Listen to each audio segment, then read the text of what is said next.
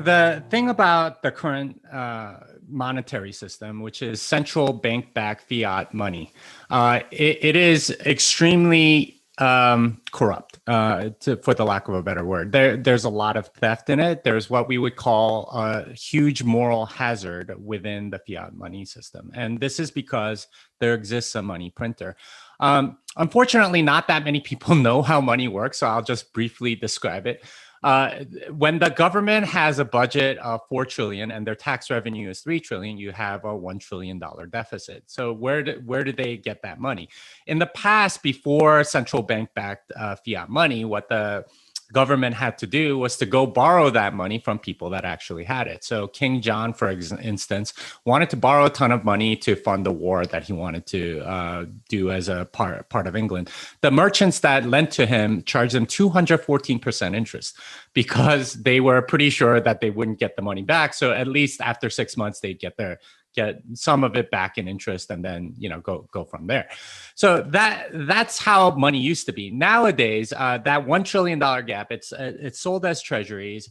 There are other central banks that buy it. There are people in the public that buy it. There are hedge funds and various pension funds that will buy it. But there's usually some left over. So if, say, they sell 500 billion to various parties, but they have 500 billion left.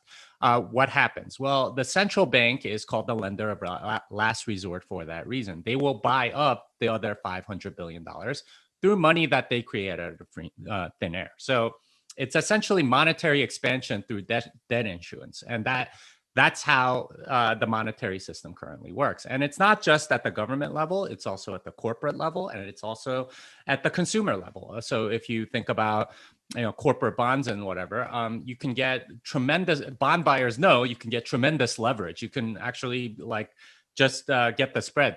There's questions about, okay, who's buying these 1.5% bonds, right? Like that pay nothing. Well, it's because you can go get loans for 100% of that amount, and it just becomes sort of like a money generating machine. And even if you're getting paid 20 basis points, if you're getting loans at 5 basis points, the 15 basis point spread is all profit, and you can leverage the heck out of it. So you borrow $1 billion and you get 15 basis points on $1 billion. That's still a significant amount of money.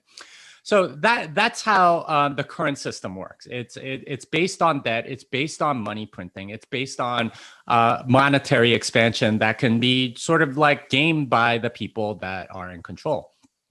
And that means that there's a huge moral hazard for the people that are printing the money, because they can use it to benefit themselves and their friends and their family instead, at the expense of everybody else.